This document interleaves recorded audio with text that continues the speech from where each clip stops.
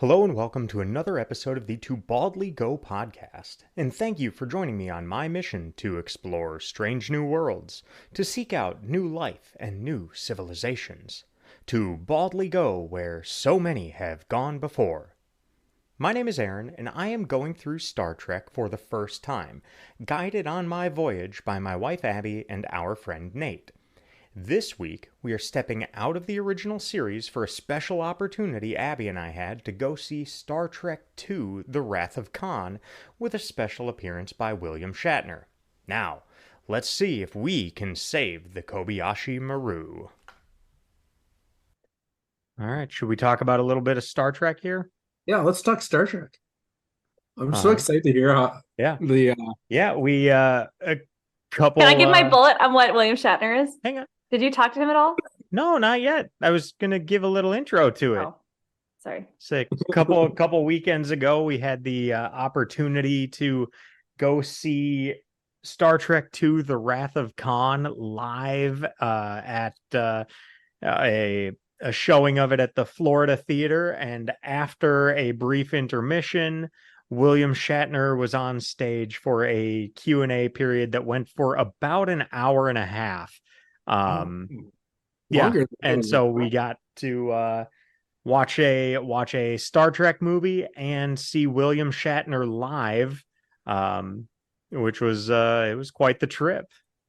So, what do we want to start with? Do we want to first talk about Shatner on stage or talk about the movie? I kind of like hear about Shatner on stage. Old ass man just goes on He- tangents and funny as he does it. Like just he'll start a story and he's like Michael Scott. He doesn't know where he's going with it. So he just starts talking, and then you're like, he's talking about bow hunting in the woods. How does this have to do with DeForest Kelley? Yeah. Oh, it doesn't. Got it. Okay. He'll get back to the story with DeForest Kelley in a minute. He forgot. He went Completely was just doing his own thing. He was one part this ranting and raving, just crazy ass old man. Oh God, with a lot of opinions on things. And yeah, opinions on everything. And then yeah, and he would just go on these tangents and talk about stories, and then he would say, I bet you don't think how I'm gonna bring this back around. And then he brings it right back around. But not related. Not really. He would be sitting down, and then he'd get up and just march all around the stage and then go back and sit down and then get up and walk around again. And for 92 years old, he moves pretty well. But then he'd just be like, what was I talking about? I think the most memorable thing for me is someone asked him, can you tell us about your relationships from Star Trek? And he's, can you tell us specifically about Leonard Nimoy and how you handled that? And he's like, Leonard and I were best of friends, like we're the best of friends until about 6 months before he died, and he just stopped talking to me. But, I do hear that people who like go through the end of their lives, like they pull away from everybody because like as you or he's like, because he had COPD, and COPD, that's like when you're like drowning. So think of like fluid in your lungs and you're like drowning like every day. It's like painful. I can't imagine drowning. But anyway, he like didn't really talk to me for 6 months. And I reached out to him about a few days before, a week before he died, and he never got back to me. So I don't know what's going on. He just kind of pulled away and we weren't there. But his family says he loved me, so I guess it's good. I mean, that could have been like a mental thing too. There was like a solid 5 minutes, but it was just like just where he really bizarre, and then he was talking about basically lung disease and oh no, and he COPD. blames him. He blamed him for it. He's like, and said that he was the only one who... We were in the car in the limo, and it was all of us and Leonard, and I was like, you know what? I'm stopping smoking today, and the rest of the car did that too, and Leonard was the only one who didn't. And you know what? He died of COPD. You know what COPD is? And then he went. Yeah. It was like silent in this theater. It was like crickets could be heard. Now, a little bit here, you'll see the timing of when this was. We saw this in November of 2023, days after the end of the actors' strike. And so I saw a note online that the show had been adapted, or his on-stage presentation was impacted by the strike. Yep. And so he goes up there, and I don't like, sounded like he was on board with the actors and what they were going for. But at the same time, he was just like, well, I'm doing the show. Okay, well, you can't say Star Trek. He's just like, And you can't say what Kirk do you or any of the think this characters. is? And you can't say Kirk. I am Kirk. And she's like, and you can't say any of the names of the movie. You can't say any of the things. You're just like, so what the hell should I talk about? So then he went on to say, because the strike had ended, he was saying, this is how these shows were going. And then he went on he did this in other cities prior. Yeah, this was, I think, the 5th of 5 in Jacksonville. And he decided to talk about AI. Yeah, he talked about AI and talked about how it's good and bad. It really took the perspective that the show seems to take a lot of the time, where it's just like, this could be really good or it could be very, very bad. I think he had a generally positive spin on it, but then he rambled and ranted so much. Who knows? It was a trip to see him. It was hilarious. He had some great stories. Abbie said he was talking about bow hunting, and he said that he was on some Western thing, and they were talking about bow hunting, and like shot an arrow right past him, and it was on a wire, and then the wire broke, and he's just still kind of just going off on that. And then that transitioned into a story about him fucking with DeForest Kelley at Craft Services, because he was he's a cowboy.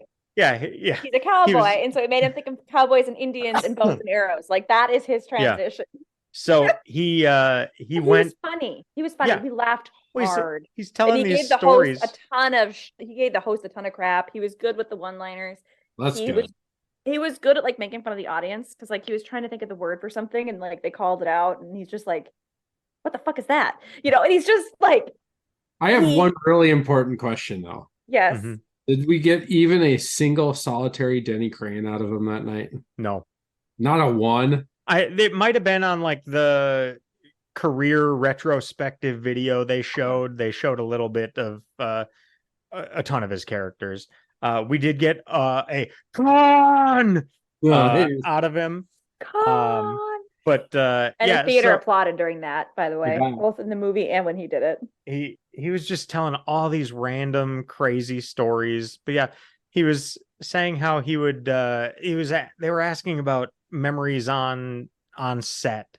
I don't know if it was specifically from Wrath of Khan or just in general. And he said that DeForest Kelley was at the craft service table making a bagel in a toaster. And he went over and told Leonard Nimoy, like, hey, distract him. And then he went over and stole his bagel and walked away. And then he put the toaster back down, and then it popped up. Nothing was there. And then he did it to him again. And so thought he was losing his mind. Like, what? I love that. And then he told a couple other stories. They were asking people, I don't remember what the exact question was, but and I feel like I'd heard one of these stories at one point before, but apparently there was a day he was on his way to the set, but he'd gotten dressed at home and was wearing his captain's uniform on his way there, was speeding. As you would. Was speeding through LA, got pulled over, and is kind of getting this look of like, what are you doing? And he was like, I'm looking for my spaceship. And then he said 3 other times he's been pulled over. The cop let him go then. He's just like, live long and prosper, and sent him on his way. But then he said 3 other times he was pulled over, rolls down his window, hands him his license, and the reaction from the cop was, no shit, Shatner. He said that happened 5 times. 3 times. The actual words, no shit, Shatner. That's amazing. Yeah. I thoroughly enjoyed listening to him. Even his tangents were quite interesting. He had some great takes on technology and how it can be both a hero and a devil. And I found that very interesting from his perspective. He told a funny story about how his phone tried to kill him. And, he's just like, he said, I'm pretty good with technology. he's like, I use it for my alarm and everything like that. And I travel a lot and I don't trust the hotel people to wake me up, but my phone was locked and I couldn't get it to unlock and I couldn't get it to turn off. I couldn't get it to do anything. So I had to sit up with it and wait for the battery to run out so I could literally turn the thing off to reboot it. Technology was out to fuck me that day, so, and he's like, so that's his story. He's like, that's what it fucked me. But here's some cool things. He talked about the SpaceX Odyssey thing and how the first day, everyone else got there. He had to get there earlier before everybody else. He didn't know why. And now he's like, yeah, and they're like, let's just go take a tour of the facility, and so they take a tour. He's like, oh, let's climb this thing and see it from up here, the launch thing. Let's just see it from way up here. And it was after he had climbed how many flights of stairs there? There's like 11 flights of 11 stairs. flights of stairs. He realized after he got back down, it's like, they wanted to see if the old ass fucker could make it up these stairs. Yeah. Nobody else had Usually there's an elevator. No, they wanted to make sure he could make it up those stairs. Make sure he could handle getting up there. Oh my God. So, it was really a fun time. He knew how to play the crowd. He was, I think, what I expected him to be. He played it up. He was playing off of the crowd. Not that there was not a ton of like heckling going on, but he interacted with the crowd. He knew how to do it. He knew how to get a big laugh out of everybody. He had the timing down. He had his stories were rehearsed. They were known. They were chambered. But I mean, he's a performer. He's an entertainer, and that's exactly what he did. It was a blast. Doing it for decades. It was a blast, and it was, I think, one of those experiences that, I mean, there's not going to be that many more opportunities for it. So I'm glad I kind of stumbled across that event when I did a few months ago and was able to get the tickets. But yeah, it was a really fun time. He had some stuff. It wasn't all goofy stories. He had somebody, they asked him something along the lines of like, what is it that you get into all of these different things, going to space, doing all of these different things that he does beyond just his roles? And really he showed an appreciation for what he doesn't know. He's perfectly fine saying, I have no idea.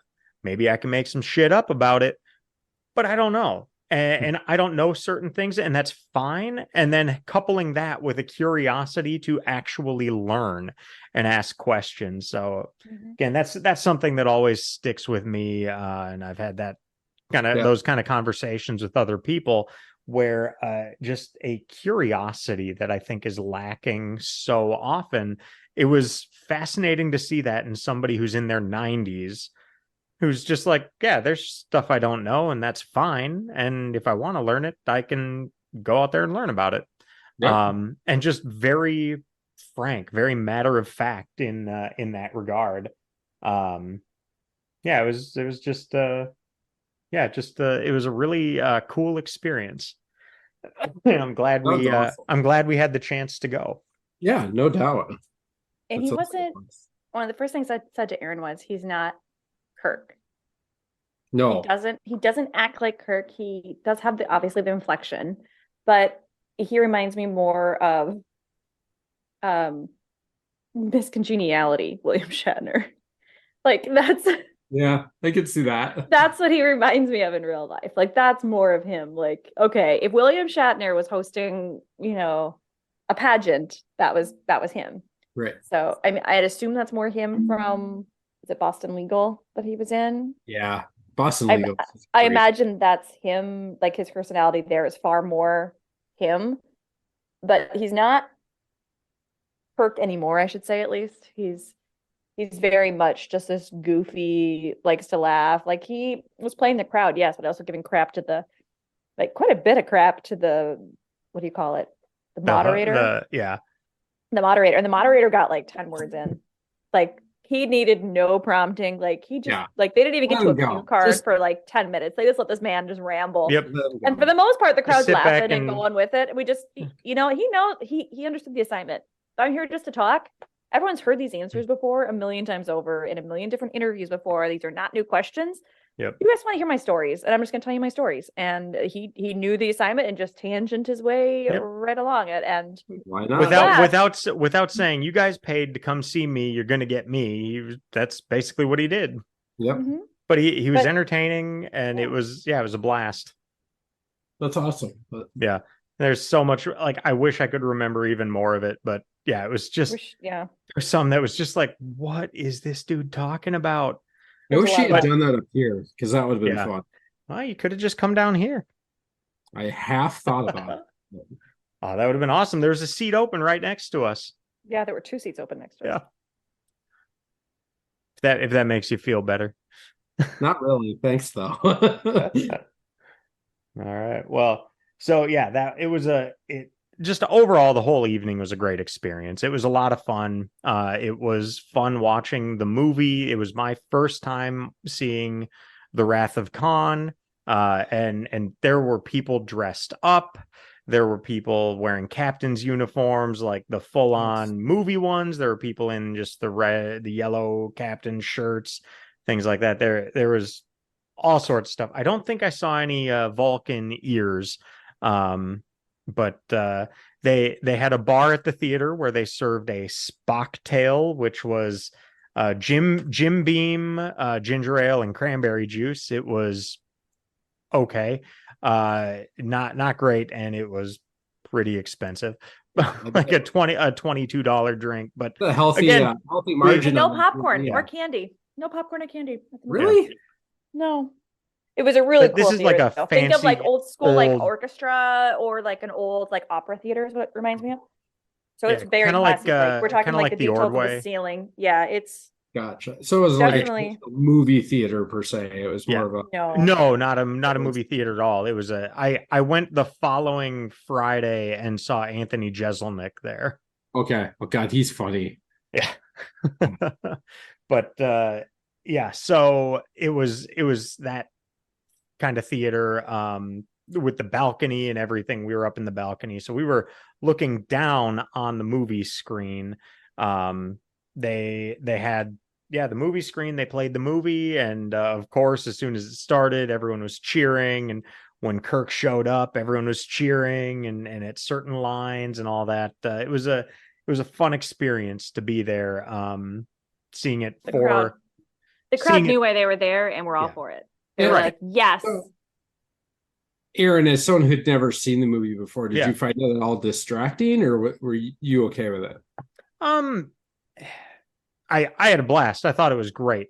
Okay. I rewatched the movie again after the fact because I wanted to see it again, get it out of that just first time seeing the movie, and I had a better appreciation for it the second time. I enjoyed it more. I picked up more from it. Not to say I didn't enjoy it the first time around or didn't think it was good. In our terms of rating and everything, I actually did increase my rating, so I did enjoy it more the second time watching it. But it didn't take away, because I knew going to it wasn't going to be sit in a silent theater and watch a movie on a big screen.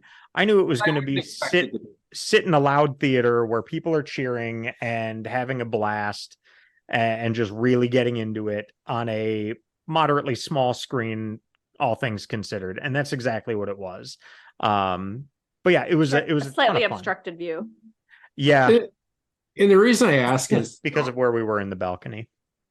Obviously, Abbie and I have probably seen this movie collectively hundreds of times. I would hazard a guess.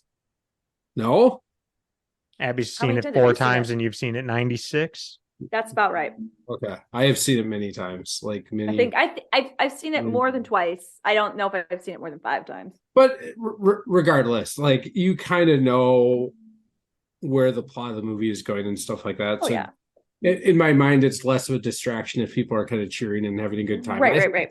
Well, you're enjoying it, right? Because you're just like, you know what's going to go on, and they're making the cheer, and you're like, yeah. Versus Aaron, who's never seen it before. And at least you have some, not some, a lot of familiarity with the characters and that kind of thing, so that you're not trying to build that connection. But that's what I was just curious about, was if it distracted you or took you out of the moment at all. it didn't take me out of the moment. I would say I maybe missed some stuff, but it was also just because of the overall thing, the overall just experience and being there in that way.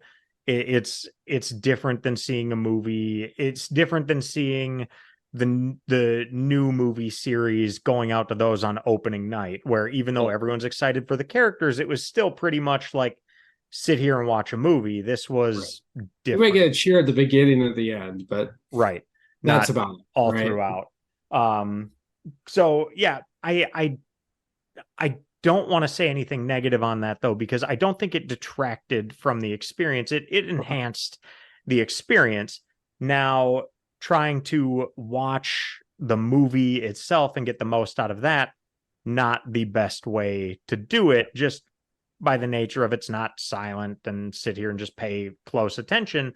I was trying to just take it all in, and I felt successful in that regard. Well, thank God for Paramount Plus that you can just go I know, right? watch it at your convenience later, right? Right. Yeah. So, and that's exactly what I did. And I think I texted you saying that I was already picking up on stuff that I hadn't seen, Yep. hadn't realized before. Not that it was anything mind blowing or like, oh, wow, this completely changed everything, but just a few things that just maybe didn't entirely make sense the first time. Like, oh, yeah, they actually did explain that. Mm-hmm. Yeah, so I'm curious what your rating is for the movie. Mine? Yeah, Oh man. you have to give it a number. I hadn't given it any thought prior to this. I would solidly put this as a 9. Okay. All right. It's just Interesting. such a great movie. Uh, Interesting. it's fun. I think it has a really good plot. They tie things together pretty well from, the episode of the original series. It's a good combination of like action and humor and interactions between the characters. I don't know. I've always really, really, really liked this movie. Yeah. Yeah. So my initial thought on it was two things. I said, as a movie, I thought it was good. I thought it was a 7. As a Okay. Star Trek movie, I thought it was great. I thought it was an 8, up there with great episodes. Rewatching it, I did reassess, and I think just as a movie on its own, I give it an 8. I say it's a great movie. Yeah. It was just a very fun, it was a great movie. But then for a Star Trek movie, I will make a distinction and say it's a 9, because I thought it was up there with the best episodes that at least as far as I rated them, if not better. Now, I struggle then to say, do I want to give it a 10? I don't know. Because there were some things that were like just not, I guess 10 being, what would that be, masterpiece, but I thought it was 9 is what, amazing. I think that's a fine descriptor of it. So yeah, for a Star Trek movie, I give it a 9. I liked it much more than the motion picture. I feel like almost every point of criticism, a complaint doesn't seem right, but every point of contention with the motion picture, I think was almost like taken care of, and then some in this one. Yep. There was levity there, even in serious moments. There's some heavy stuff in this movie, and like all throughout, not just the end, but there was a levity there. There was the humor. It was like the characters were the characters again, not just the same actors playing characters with the same names. It felt like Star Trek. Didn't feel like it. But what's strange is it also felt like watching a movie.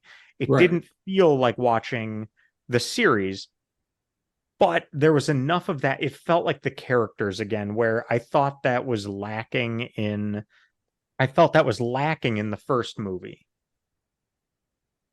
Yes. William Shatner gave shit about the first movie too.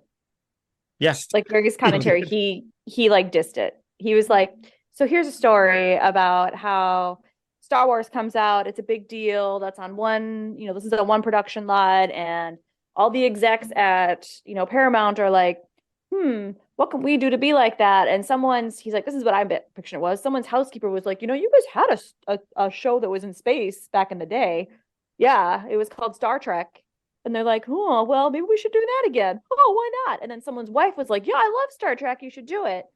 And then instead of hiring someone who knew anything about Star Trek, they hired someone's wife who liked it and had a special effects person be the editor, which is why we get a special effects movie that had nothing to do with Star Trek, and no one liked it. Pretty much what William Shatner said. I'm sorry, Bill. We learned his name was Bill. He goes by Bill. We don't call him William. Bill Shatner said the first movie was no bueno for him. And Wrath of Khan is where Star Trek came back for him. Yeah. Okay. And I think in terms of how it felt, we talked before. There were things that I thought were really good that I enjoyed in the first movie. But yeah, there was something that just, it didn't feel quite like Star Trek, but this one absolutely did. Like without a doubt. There just the humor that was there all throughout, and the characters and the looks they gave and the interactions they had, it felt a lot more natural. I don't know if it was better writing, better planning, direction, what it was, probably a combination of everything. Yep. But I mean, maybe apparently after the first movie, William Shatner was like, well, that was fun. Guess that's the end of that. And then after this one, clearly this one ends, and they're just like, there's more to come. So it was just. Yeah, I know that was the sentiment. Ironically, this is an ironic phrase to use, but I'm curious what the genesis of that was. But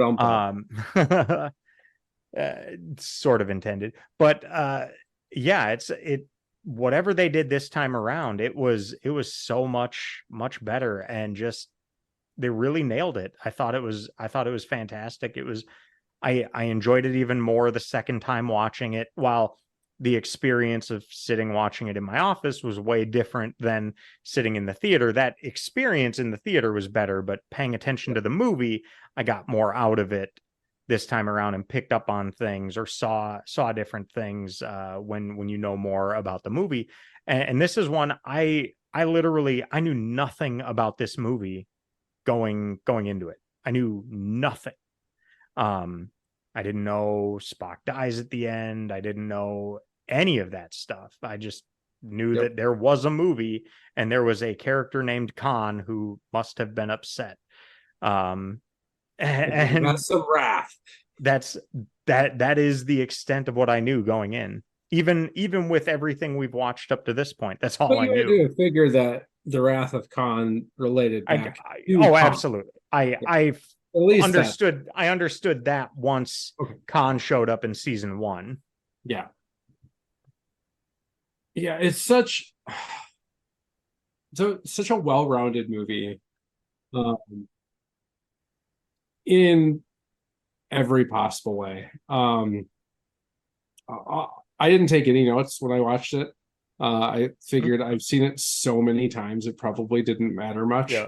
But there were definitely things that I noticed during that I hadn't noticed before. Some of the stuff that sticks out to me is I do think it's really funny that they basically reused, we'll call it 3% of the footage from the motion picture of them going to the Enterprise in the shuttle pod. Meaning it's the exact same scene, just 2 minutes long instead of 20. Yeah. Down to like the guy doing somersaults on the edge of the thing, and they just swapped out. Instead of having Scotty on there, it was Uhura and Sulu. I think it was the two that were in the shuttle pod with him. But other than that, it was a shot for shot reuse of that part of the motion picture, just with a bunch of stuff trimmed out. Smart on their part, right? They didn't have the budget that they had the second time around. Yeah. So Hey, who's really going to notice it except for some pedantic guy in 2023 who's watched them both basically back to back and Yeah. actually cares about that shit. Yeah. But a couple years apart in the theater, nobody's going to notice the No. same thing. Um, and just yeah, I Well, don't, yeah. I don't know what else And to say. I know you'd said before how it's great that we have Paramount Plus and we can just go back and watch this. I went back and I rewatched Space Seed, and Yeah, that episode's still so fantastic. good. It holds up. It's so good. And then yeah, just the way that led into the movie, even though they're 15 years apart, was just great. And they did bring a lot of that with it. On the rewatch, it was interesting how there's a lot of foreshadowing at the beginning uh, of what is to come when they say how we deal with death is basically as important as how we deal with life. And Mhm. then, do you know the first thing right after that Kirk says to Spock? I don't remember now what. Aren't you dead? Because he Uh, died in the that, in the Kobayashi Maru uh, simulation. so do you know the trivia behind that? Um, I'm gonna guess not. maybe. I don't know if Shatner talks about it at all, No. or so it leaked ahead of time Mm, that Spock was going to die at the end of it, or mm-hmm, that Spock was going to die in the movie, not specifically at the end. So they went back and reshot that opening scene mm, to have Spock die to kind of preserve the moment that happens later of like, mm. oh, he died, okay, but he's still here. Like it was all fake and kind of like diffuse the situation Yeah. so that you still get that emotional hit at the Mm, end of the movie when it actually does happen. yeah. I did read some trivia on that. Too. I read something that they had wanted to like kill him off at the very beginning of the movie, like as a surprise. And then either that didn't test well, or they just opted to, or they didn't think they could keep that a secret, so they changed it up. But Yep. yeah, um, it was it they what am I saying here?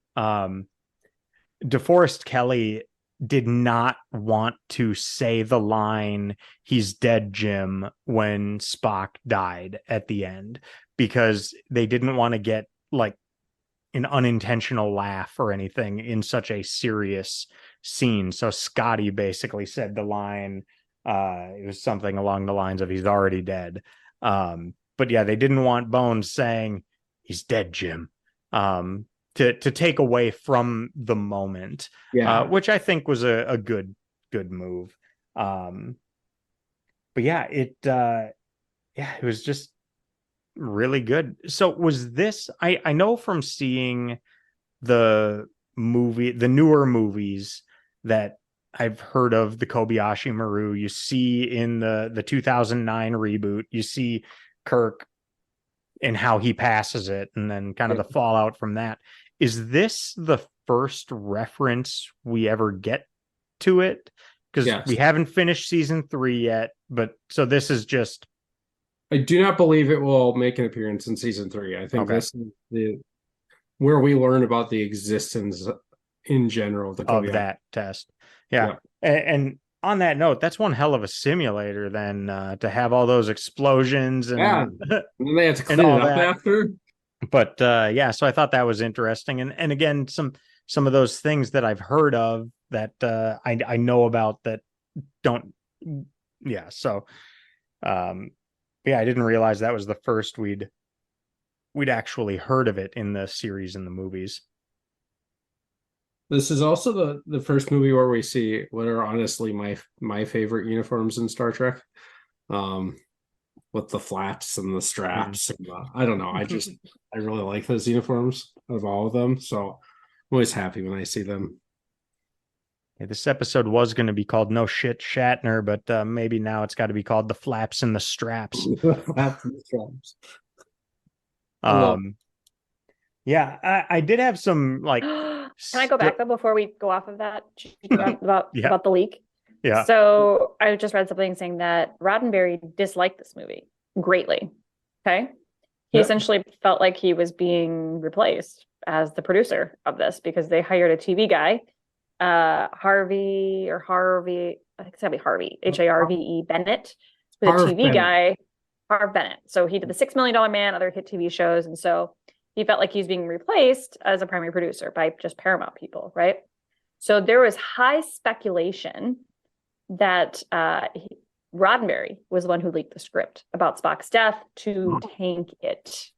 Interesting. Another interesting thing There's a lot of people who speculate that.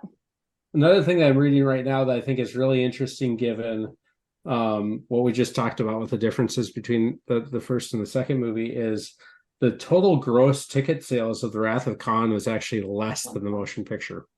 Wow. It was more profitable because it was cheaper to make. But the first one at the time was the most expensive movie ever made at that point. So Roddenberry actually even commented about the Genesis technology on it, saying he disliked all of Bennett's technology he drafted up. He says, quote, "I know you'll be getting some science advice soon, but I have serious doubts that any science advisor can change the way the universe works."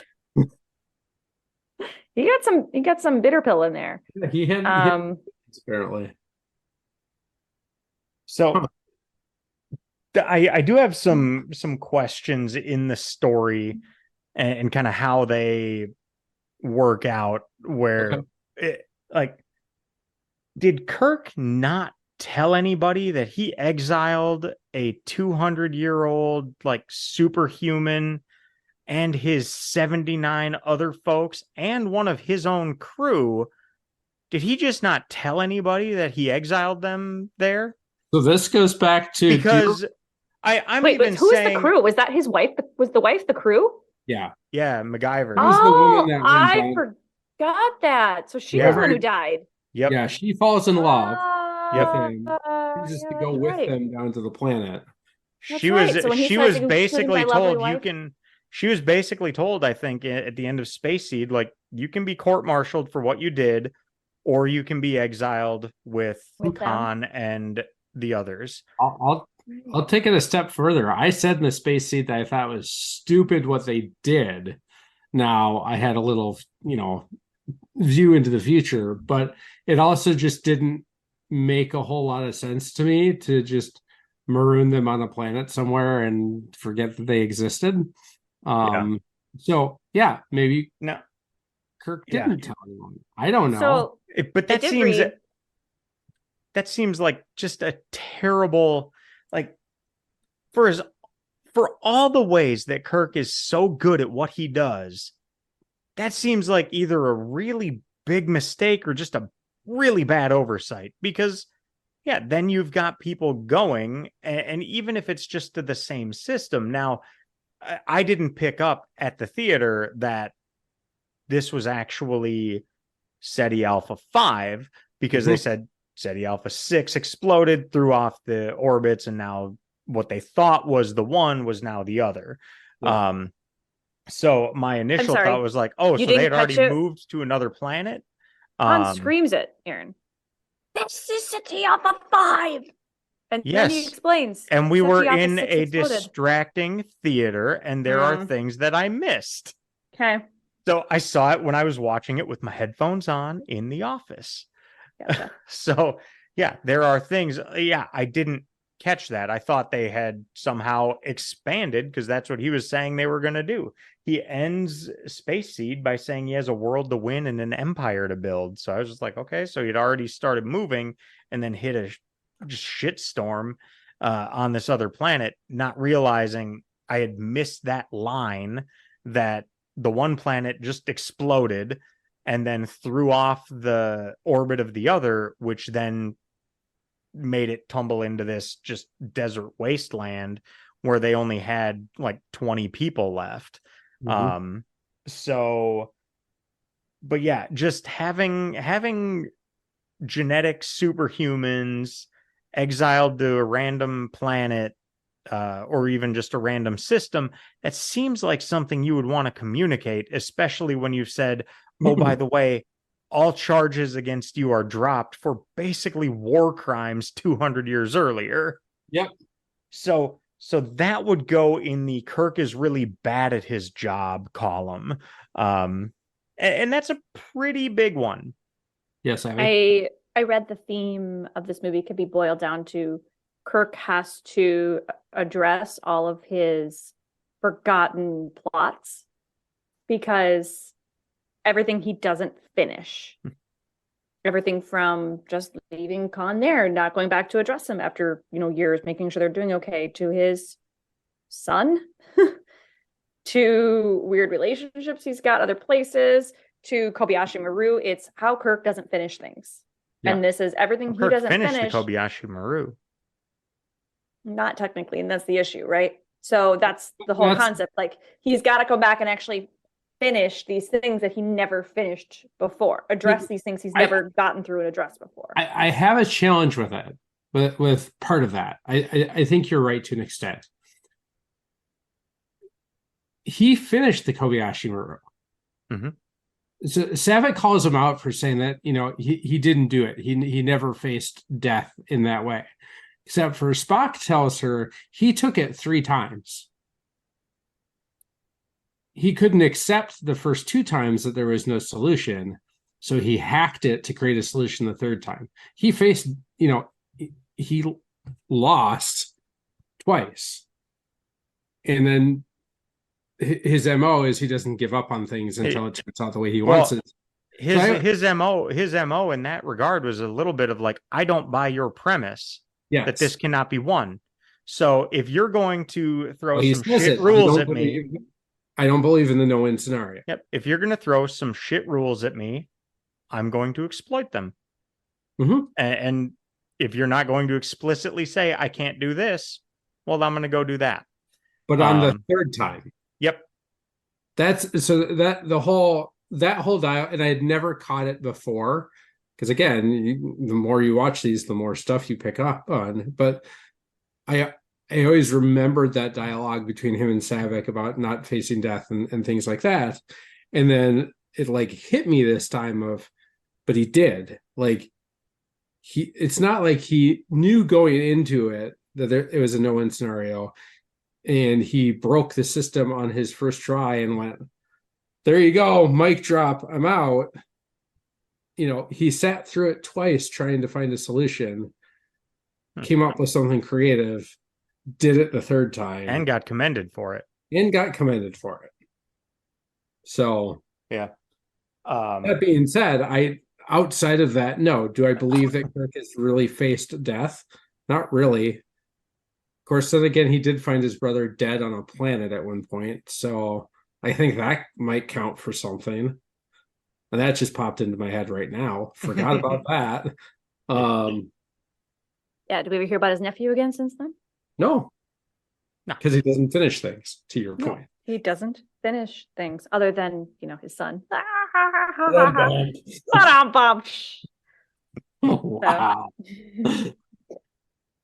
So where apparently Gene Roddenberry hated him too.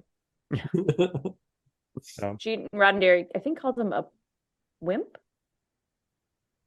He did not like the character of David.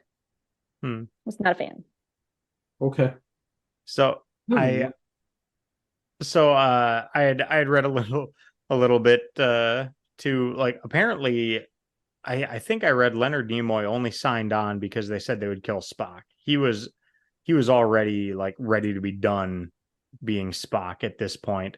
But apparently he was at the theater and did not know about the final shot of the casket or the torpedo, whatever that was at the end, and turned to whoever he was with and was just like, I'm going to be getting a call from Paramount. Mm-hmm. Like they're bringing me back. But I think he had a much better experience on this one than the previous film. But yeah, another thing that I didn't quite follow. So the Genesis technology, basically allows them to create life, right? The very definition of Seems Genesis. Yeah. seems like with no direction though, right? Or are they able to direct it? Because if it seems like something where they're just like, we're going to put this on a planet and we're going to see what happens, why is that a threat in Khan's hands? I mean, it's a great question.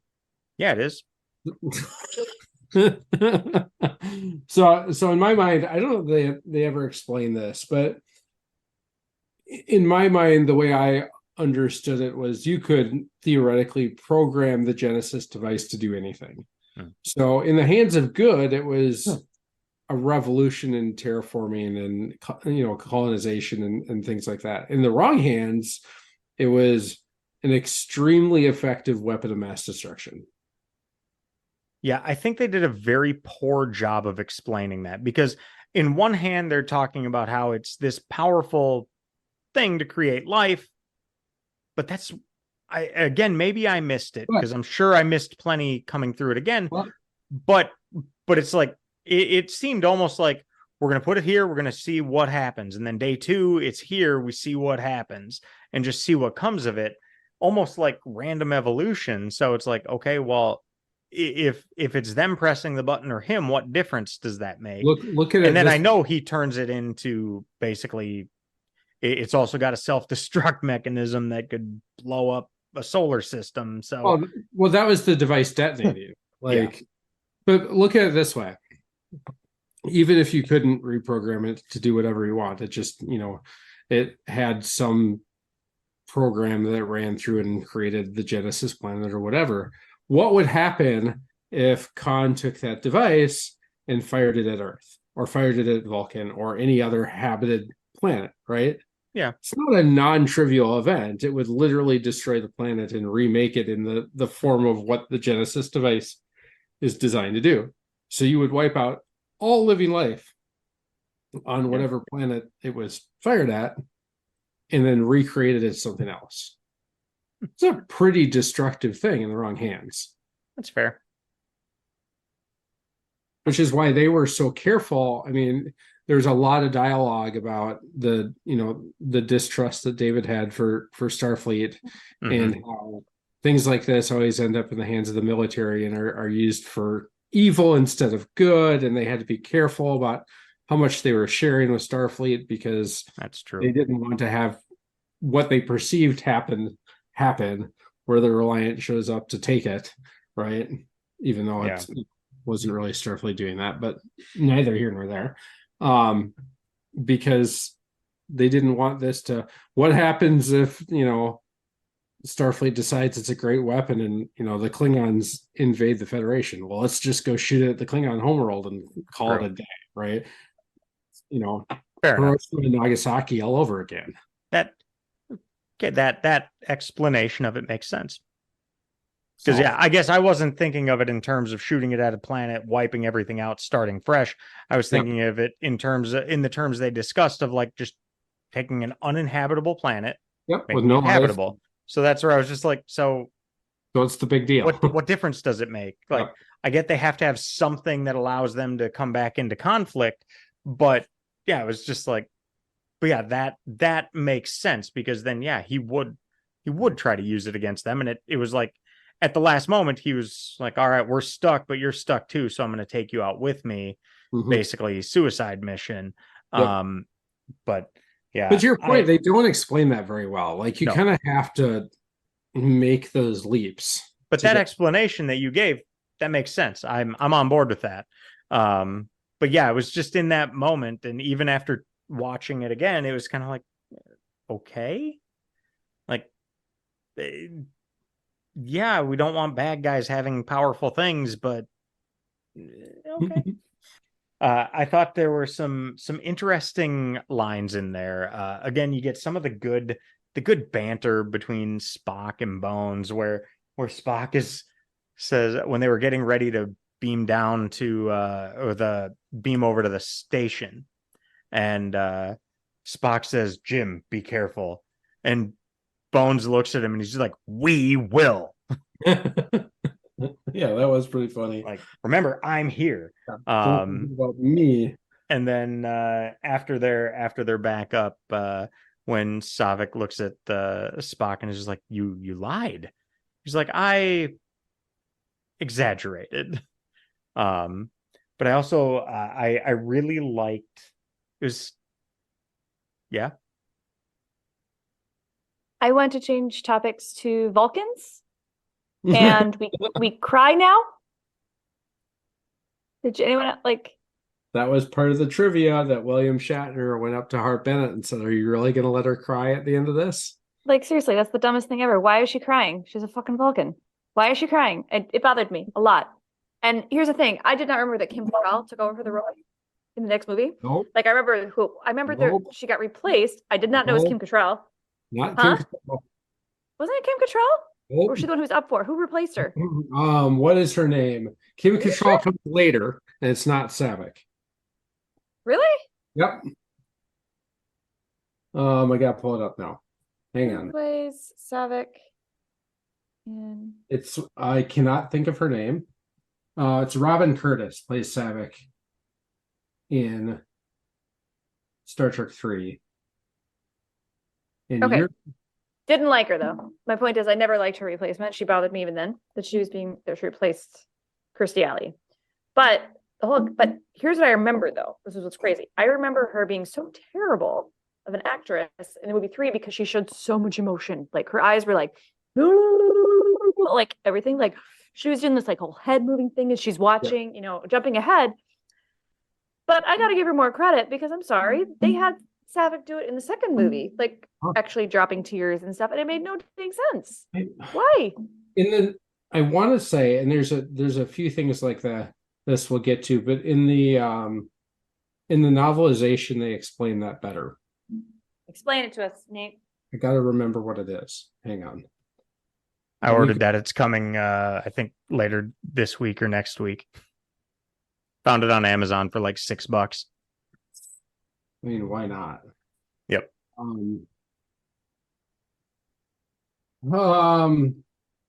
Oh, okay.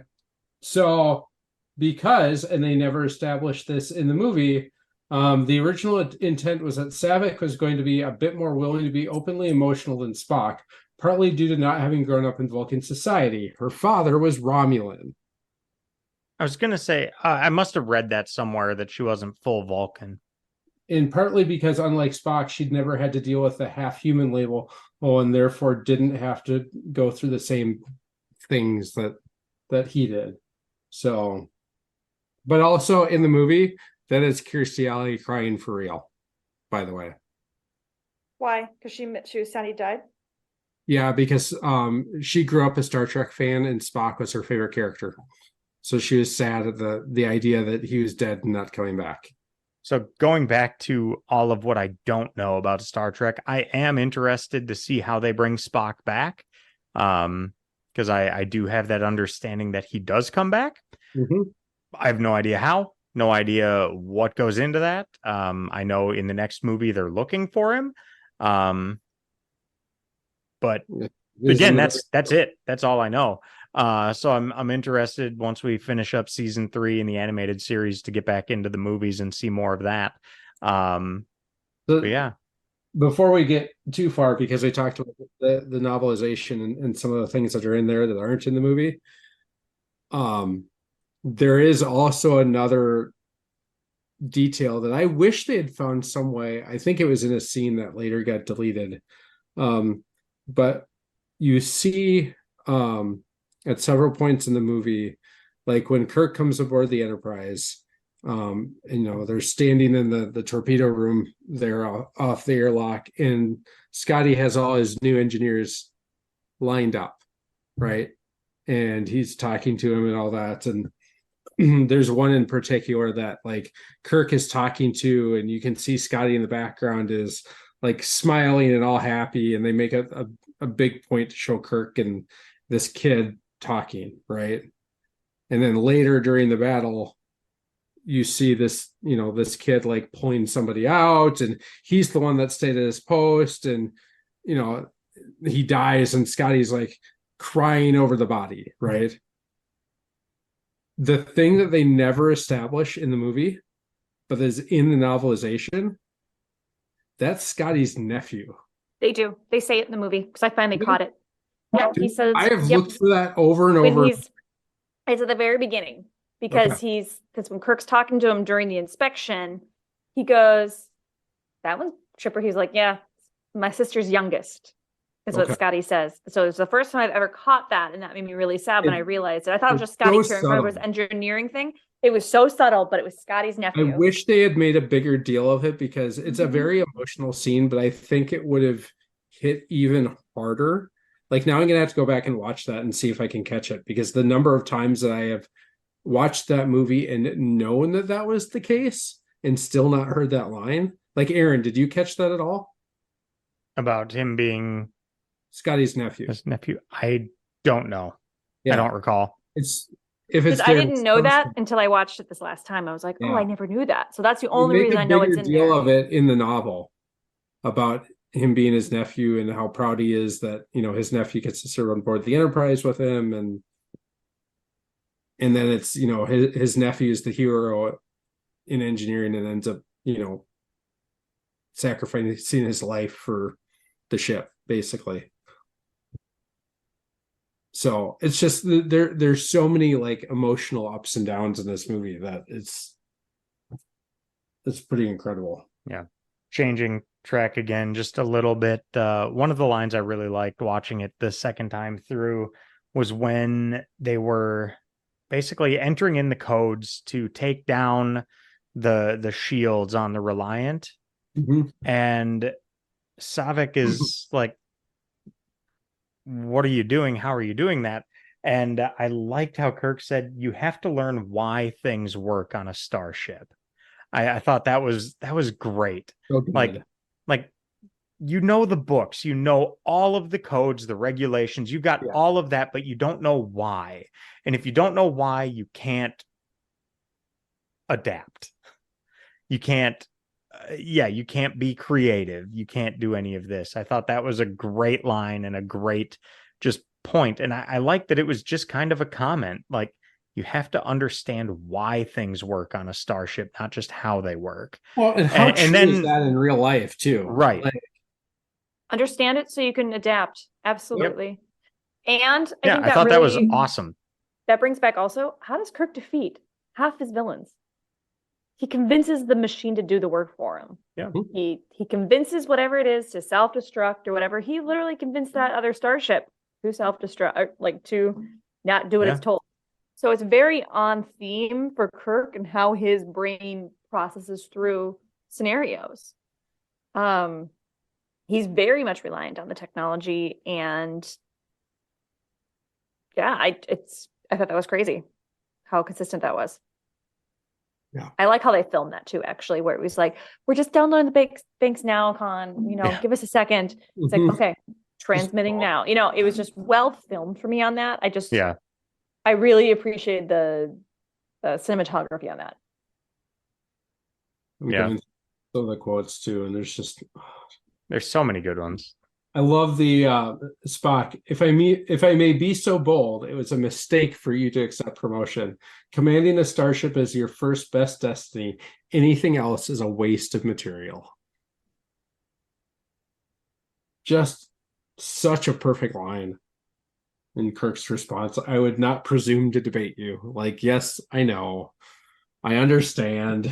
You are right. I liked they were able to put the glasses in there. I thought that was a really cute little tidbit with his allergy to the stuff. I like that little bit. And the fact that they explain that, right, with the allergy of like, oh, yes, he's getting old and he needs glasses, but this is the future and you don't see anyone wear glasses. Well, we got to have some kind of a throwaway thing that explains, well, I'm allergic to Retina X5. So supposedly this was the first time we've made a TV show into a movie as a sequel, like taken an episode and transferred it into a movie feature film. Interesting. Romulan ale, white bones. You know this is illegal. I only use it for medicinal purposes. Could that be a joke? I was going to say, does anybody ever want to try some of that Romulan ale? Because Kirk doesn't seem to care for it. No. That was That face. is not the first time we have seen that face from Kirk drinking alcohol. Nope. Do you remember the second time? Because I remember it so clearly. I used to pretend when drinking apple juice. I don't. Tell me. We'll get there. We'll get there, and you'll remember it, and you'll be like, "Yep, there it is." Oh, I think I know what you're talking about. Never mind. All right.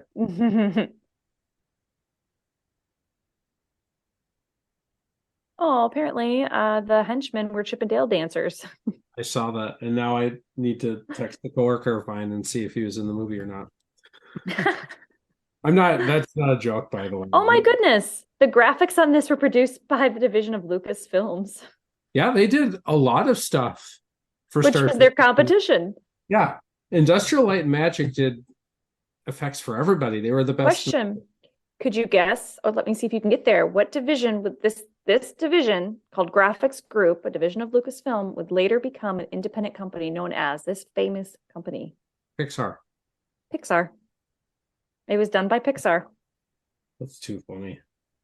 Oh, interesting. Did you know that Kirstie Alley did an impression of Leonard Nimoy's Spock during her audition because she knew the character so well?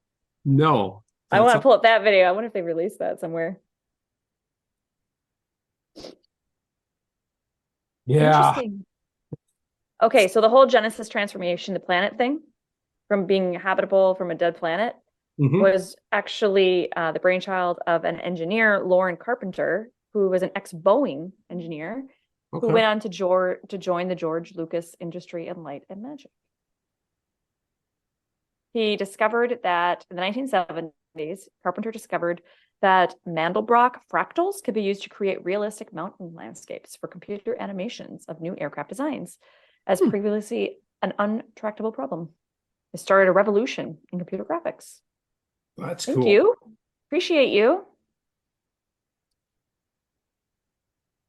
According to Nicholas Meyer in the Blu-ray commentary, in the moment that Kirk and Spock use the prefix code to sabotage the Reliant, like we were just talking about, you gotta know your computers and why they work, William Shatner kept overacting the line. Here it comes now. He kept overselling the line, making it like too obvious. And so they had to keep doing the scene over and over and over again until Shatner got bored enough just to say the line casually. What a way. Takai was not going to be in the film. Shatner had to convince him. I think that's a really interesting one too, because it's in the 80s. Traditionally, those two don't get along. Yeah, but I don't think they don't. I'm curious what they mean by don't get along, right? They've both talked pretty publicly about their hatred for each other. Yeah. Okay. I don't know about that. Go pull up some of William Shatner's past tweets or X's or whatever the hell you want to call them this week. He has gone on some epic rants about George Takei. I've heard him. I've heard some interviews with him too, where he's basically said, like, I don't know what his problem is with me. He was just like, we were on set together for like 15 minutes. He was just like, he wasn't even that big a part of the show. Basically saying, like, yeah, you weren't even in the show. I was there all the time. Yeah. They're just. And admittedly, like, he plays a much bigger role in the movies, right, than he really did in the show, because it is more of an ensemble cast once he gets the movies versus the three of them in a supporting cast, right? Oh no, that's sad. Spoiler alert. Judson Scott's lack of screen credit, so apparently he didn't get a screen credit, was because he had a very large role as Khan's right-hand man. That's who played it. Judson Scott played Khan's right-hand man, like the main guy, right? Joaquin. Is that his name? Joaquin? I don't know how to pronounce that. Joaquin, but whatever. So his agent at the time mistakenly opted to waive his credit, believing they'd be able to negotiate for a better spot later, and then they never got back to it. So he never got credited for the role. On the thing. That's a pretty decent sized role too. Yeah. He had a lot of screen time for that, and like real lines compared to everyone else with Khan. I'm sorry, when they film, okay, so this is interesting. Spock and Saavik, when they're talking in quote unquote Vulcan, they just spoke English, and then the sound techs went back in, matched their voice on their mouths, and then overdubbed it into Vulcan words that would fit, like quote unquote Vulcan, that would fit their mouth movements. You mean James Doohan didn't write Vulcan for this? That's unfortunate. Mm-hmm. They made the Reliant look the way it did so it would not get confused as the Enterprise. The nacelles were made to deliberately hang below the fuselage so audience would not confuse it with the Enterprise. They can easily differentiate. Or else too that they shot it upside down. Like it was meant to be the other way, and they accidentally shot it upside down. Oh, no. And so they kept it like that. I'm pretty sure that was the Reliant. Do you know why Marla Givers from Space Seed did not reprise her role? Or Madeline Rue did not reprise her role? No. She had MS. Oh, that's too bad. Yeah, so she hadn't really told. She didn't really tell anyone that yet, but she was not yet confined to a wheelchair, but she was later. Yeah, she had MS.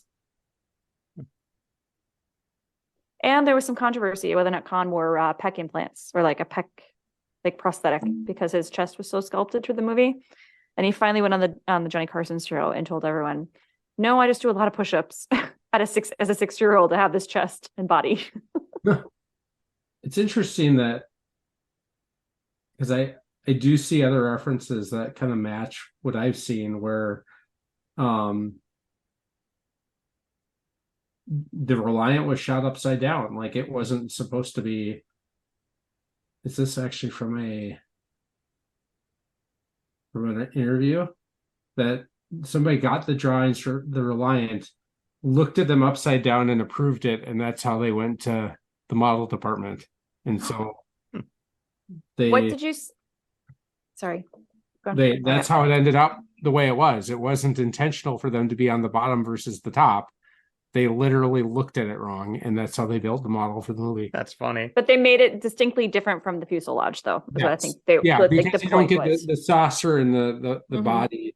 It's all one saucer with everything attached. Right. It just happens to be that the nacelles are hanging down instead of up, and that was never the intention. Interesting. Which is how the Defiant kind of is, isn't it? The Defiant has integrated nacelles. Well, I feel like it's kind of similar. All right. So here's what's fun. What is the name? We can compare them because I have models for both. We just talked about this in the car about you. So tell me, what is the name of the right-hand man again? Joachim. What was his name in the Space Seed, Aaron? Joaquin. So one is Joaquin, one is Joachim with an N to an like. So the original was Joaquin, like Joaquin Phoenix, spelled the same way. The second one is Joachim, as in spelt differently, Joachim. Yeah. Because of a clerical error in the script. So we have a lot of these in this movie. I do think it was interesting. So the end of the first movie, they said, what was the thing written on the screen at the end? It was something about like something, the journey is just beginning, something like that, but wasn't necessarily something about Star Trek, maybe. That was very different on this one with Spock doing the voiceover at the end. And did you hear the changes in the space, the final frontier, that little monologue, that speech, the continuing voyages of the ongoing mission. I thought that was good. And I liked, I think that was added after the fact too, because that was as Leonard Nimoy was realizing maybe he wasn't done yet. So they were tweaking things at the end to kind of leave an opening for him to come back. Yeah. I wonder when it must have been this movie or like after the work on it that changed him, because I think it was 1975 that he wrote I Am Not Spock, and then obviously took on the role for 6+ movies and I think other appearances, but then in 95 came out with I Am Spock. So kind of it's like the the Proclaimers song in the episode of How I Met Your Mother, where they're just like, just let it go. It'll come back around. So he went through probably loving the character, hating the character, loving the character again. He looked healthier in this one. Like, I feel like in the first movie, he's very gaunt. Yeah, he's very gaunt in the first one. This one, I feel like he looked healthier. He was older, yes, but he didn't look like he was like dying. So I thought he looked way better, more seasoned, and just more, just better. He looked healthier. So Walter Koenig in the original motion picture, apparently he burned his hand in the film. I'm trying to think of when he burned his hand, but he apparently burned his hand in the film. And then in this film, you got the eel in his ear or whatnot. Poor guy. Yeah, so apparently Walter Koenig used to joke that this film would be called Star Trek II, Chekhov Screams Again. I have to tell you that as a younger kid growing up watching this movie and watching that scene with the little whatever the things are that go in their ears freaked the hell out of me as like an 8, 9, 10-year-old. Mm-hmm. Like I would skip that scene when I was a lot younger. And to this day I still watch it and go, oh, like I'll watch it, but it's too much. What did I lean over and say to you in the theater, Aaron, about that? Do you remember? I don't remember exactly what you said. I leaned over and I said, this is why Star Trek fans have issues with centipedes and silverfish to this day. Like you did. It's like literally we think of those bugs, those eels every single time we see silverfish and centipedes. That's why we can handle any other bug but that. So the trivia says that they were made out of stretchy rubber. They were pulled along the actor's cheeks using a piece of string, and they were covered in raspberry jelly to give them a slimy appearance. Ew. I'm never going to be able to watch that scene the same way ever again. According to Leonard Nimoy's autobiography, the glass chamber where Spock dies is effectively airtight. The crew had to slip hoses underneath to pump air into the chamber. The air compressor that they used was so loud this had to be turned off when he or Shatner delivered a line. Those are some filming conditions. Interesting. So Bill Shatner was reportedly hesitant. Yes. We're on first name basis. His name is Bill now. I saw him in real life. Bill Shatner was reportedly hesitant about portraying a middle-aged version of himself and believed that with proper makeup, he could continue portraying a younger Kirk. But Bennett convinced Shatner that he could age gracefully, like Spencer Tracy. I think he did age gracefully. I think he looks great. But he didn't want to be. He wanted to look like the younger, makeup up, which I think is interesting. I get it. His 52nd birthday in the movie. It's what's interesting watching this now is we're watching through the series, right? I think we've established that Kirk was 33 when the series started for us. 33, 34, something like that. Right. So he's roughly our age, a little bit. He's younger than us, actually, as we're starting the series. And now we've jumped ahead and he's, 10, 12 years older than us. It's kind of crazy to think about that and how that went fast for him, but we're still just like, whoa, that was a long time. So I like this. But at the same time, this was almost 15 years after the show went off the air. Yeah. So, I mean, this was in 82 and the show ended in 69. So 13 years. I mean, keep thinking about this though, like they're aging, right? So even one of the lines, so Kirk says to Scotty, how you doing? He goes, I had a wee bout, sir, but Dr. McCoy pulled me through. Wasn't a reference to shore leave. It was a reference to Doohan's actual heart attack that he had right before filming. Huh. That's a cool reference. So here's one for you. The movie's original title was Star Trek: The Genesis Project. That was later changed to Star Trek II, just Star Trek II. Then Star Trek Fast and Furious. Yeah, then Star Trek: The Undiscovered Country. Really? Later, the subtitle became The Vengeance of Khan. This was discarded in deference to Star Wars Episode 6, Return of the Jedi, which was at that point subtitled Revenge of the Jedi, so too close for comfort. And it was planned to be released near the same time. A third subtitle The third subtitle was eventually used for Star Trek VI, The Undiscovered Country, in 1991. So we were talking about Leonard Nimoy knowing about his death and whatnot, right? Throwing off the audience. Yep.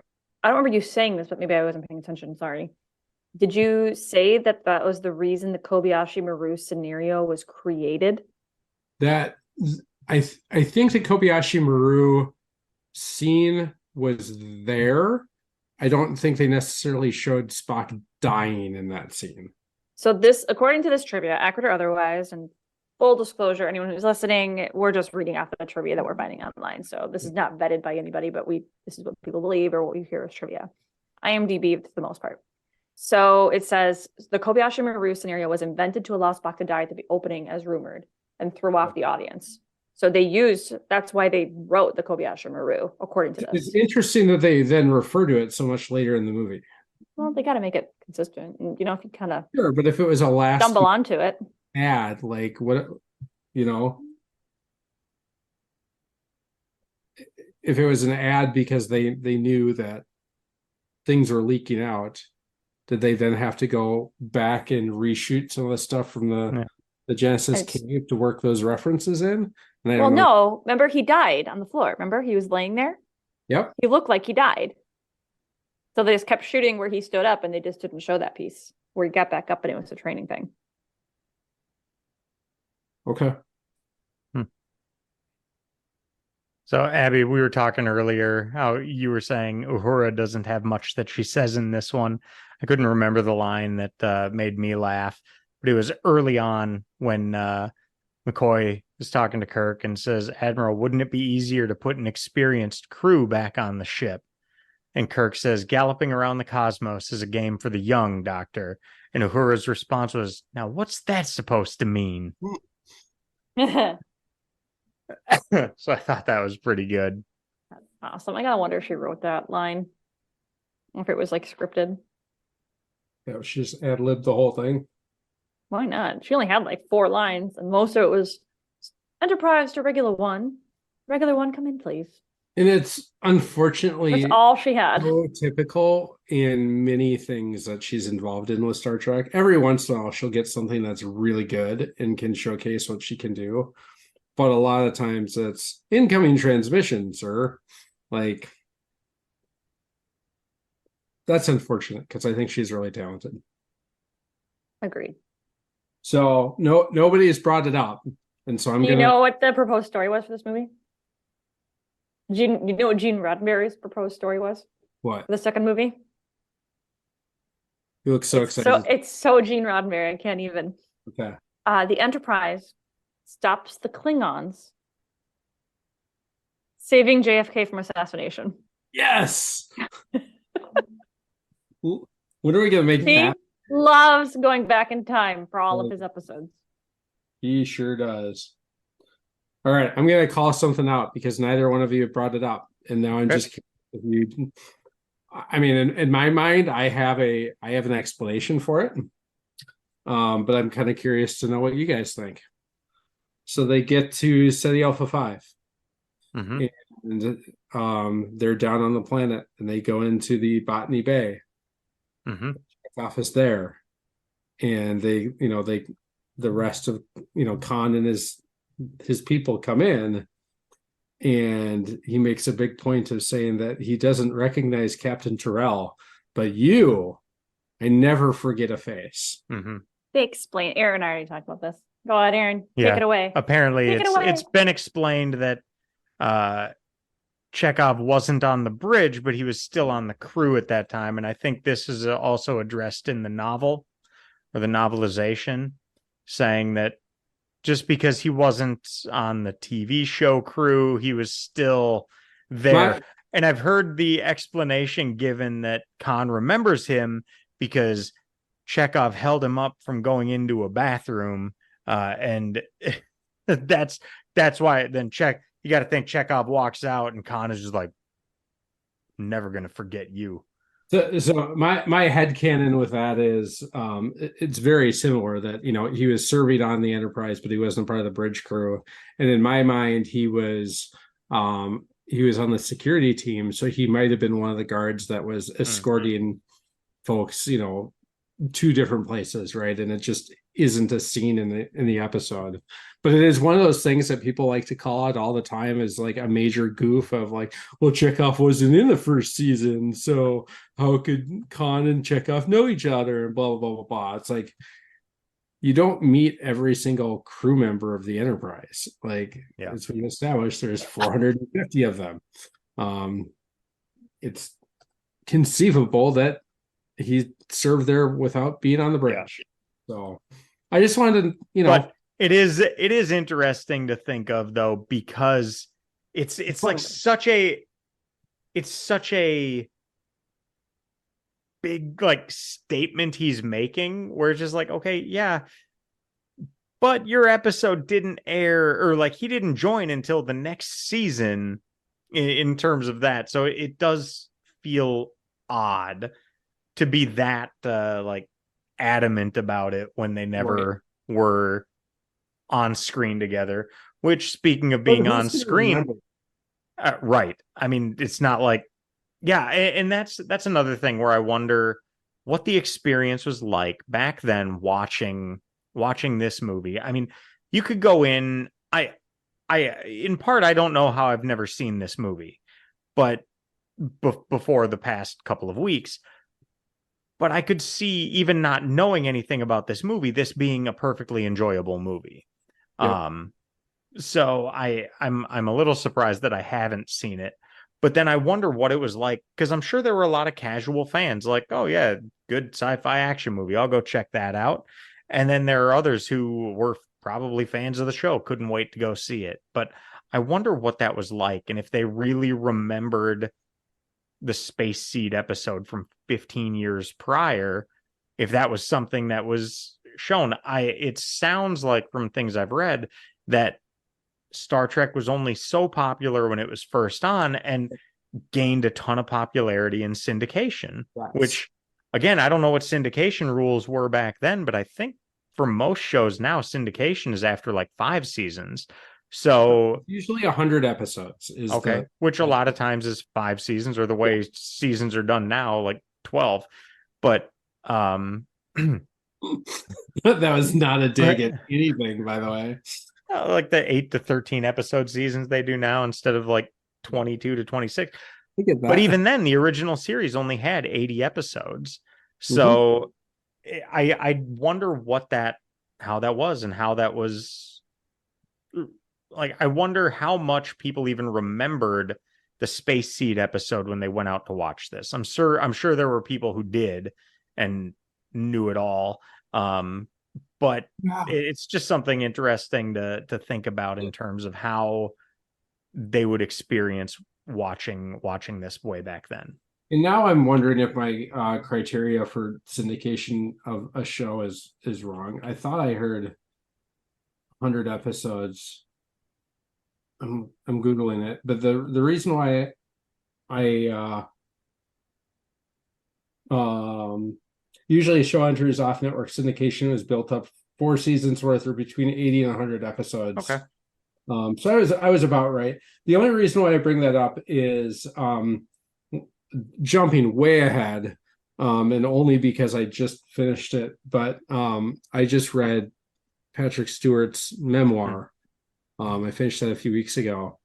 And one of the things that he talks about that I didn't realize at the time, not at the time because I was too young to know or care, but I just never knew, in the history of Star Trek The Next Generation, when the studio greenlit that show, they didn't have a network to air it on.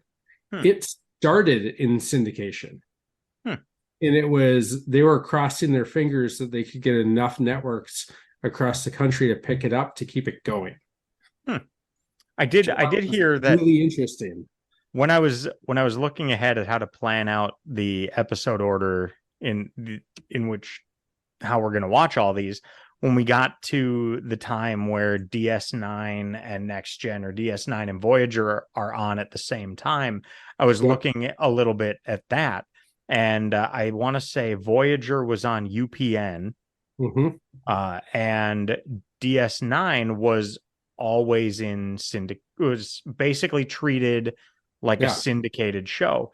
Paramount didn't have a network until UPN. So when I was looking at how to do these and looking at the various dates, you could say that Voyager was on Wednesdays at 7, maybe. I don't know what it was.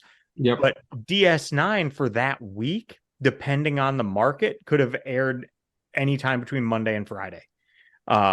Crazy. Yeah, so it's crazy just how TV was back then, how different it is now. But yeah, just looking at that kind of how you would have watched it anywhere, like here. Yeah. And it could be on completely different networks on different in different markets. It was whoever wanted it. Fox 29 back in the day. Yep. Because then it was UPN 9. Yep. And then they switched. My name's Mary and I'm 29. You guys remember that? Nope. Oh gosh, I remember it. But yeah, I mean that whole, and it's a complete tangent because I just started talking about syndication and it made me think of that, of just like the idea that they would take a leap and create a TV show and not have any place to air it, and just we're gonna hope and pray it takes off. Which I guess it did, but that still happens today. Yeah. Yet it's just they've got different outlets now, and it's usually a pilot, and then somebody picks it up and they go create it. Like they filmed a season of this without knowing what was going to happen. That's amazing. So, yeah, crazy how all this came and has gone. But I mean, yeah, it's not like they were doing it in a complete vacuum though, because there were, by the time Next Gen started, there had been 4 movies, a series, the animated series. But I mean, it's just crazy the breadth of time there. I mean, Next Gen started 21 years after the original series began. Yep. 18 years after it ended, maybe. Something crazy. Like that. Was it 84, 85? Thought it was 87. This is that you could be right. I'm very bad at this date sometimes. 87. You were correct. Yeah. That would make more sense. So in the end, I don't know if we have much more to say on this. I thought it was a great movie. I really enjoyed it.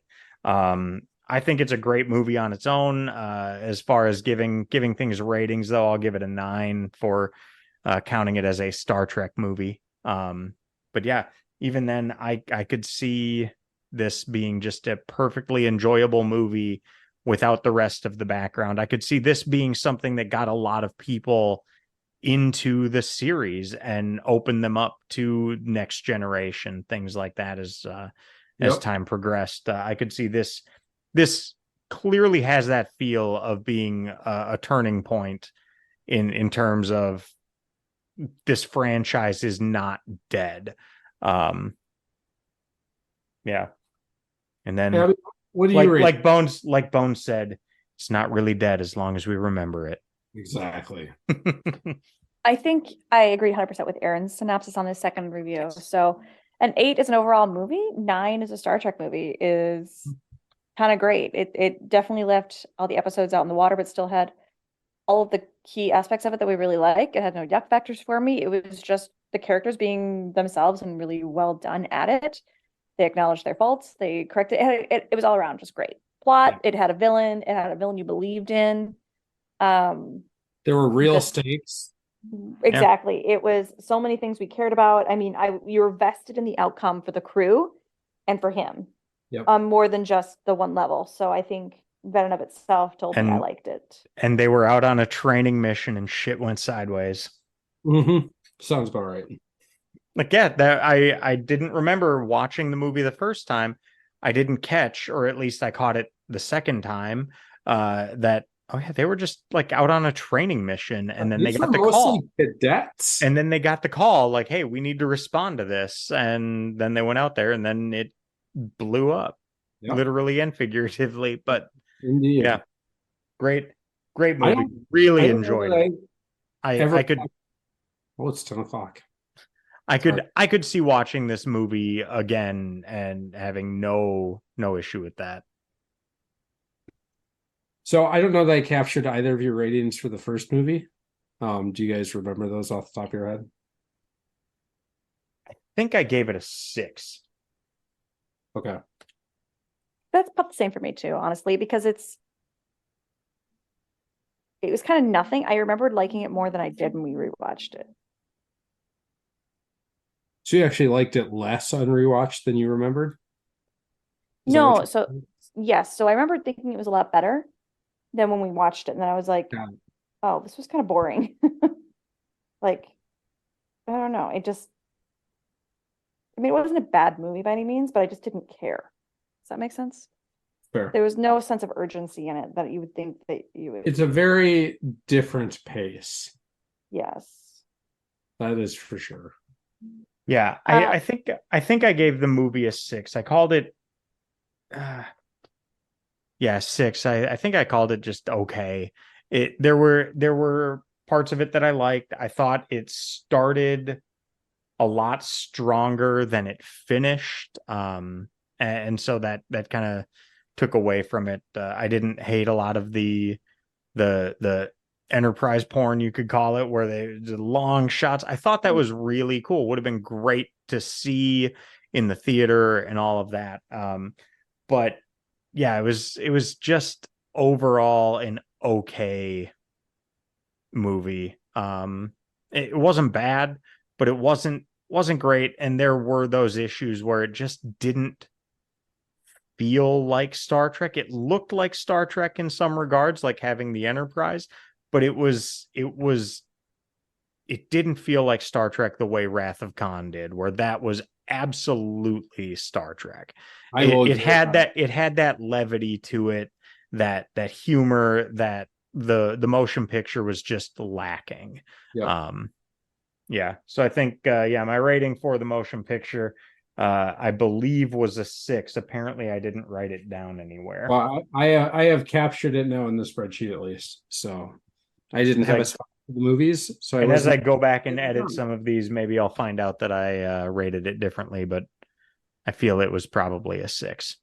Yeah. Well, And I so think that's about what you had said too. so final way to summarize this call, I think, would be to tell you Nate is Aaron is trying to decorate his office.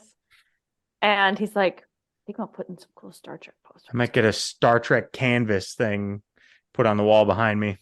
let I'm me. like, oh man, we got him.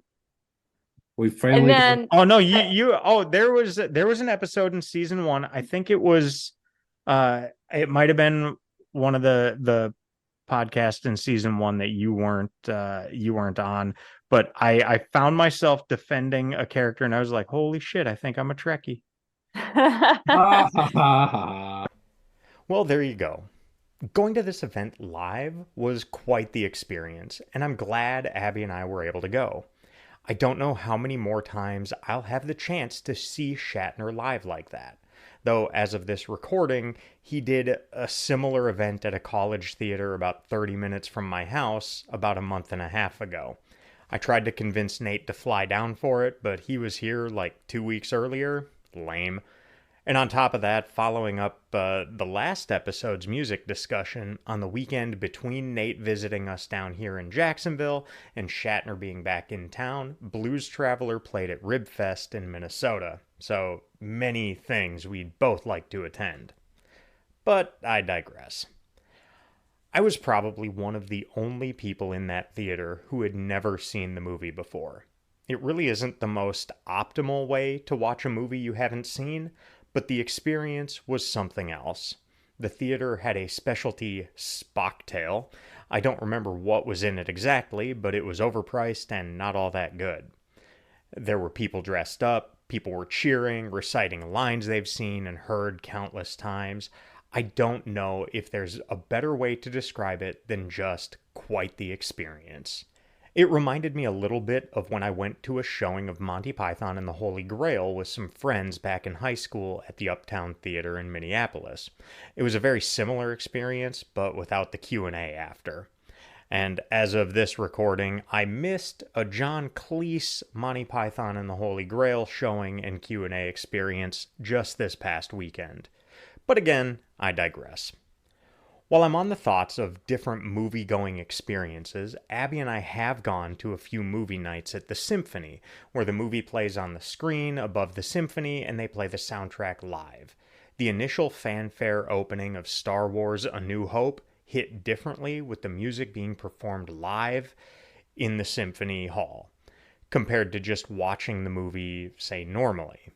While I enjoyed the overall experience of seeing Wrath of Khan in the theater, in that way, I got more out of watching the movie a second time at home, as I would have expected. I picked up some story points that I either missed or overlooked the first time. I'm not sure how to explain or quantify it, though.